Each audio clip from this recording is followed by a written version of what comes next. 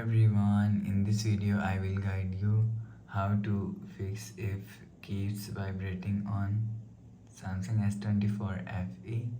Let's start the video. First of all, if you want to fix this problem, so restart device, just click and hold side power button and click on restart.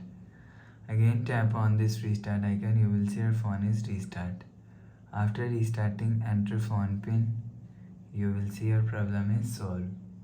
But if it not solved, if you want to fix this problem, so go to app library, scroll down and click on settings app.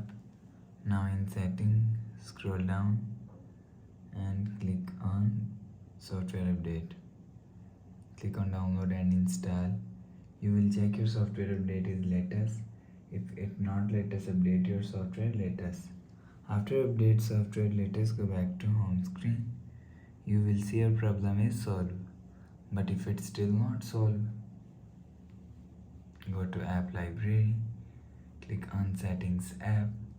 Now in setting, scroll down and click on general management and click on reset. Click on reset all settings. Reset setting, enter phone pin, click on continue and click on reset.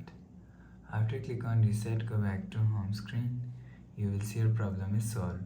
So please subscribe for more new latest videos. Thanks for watching.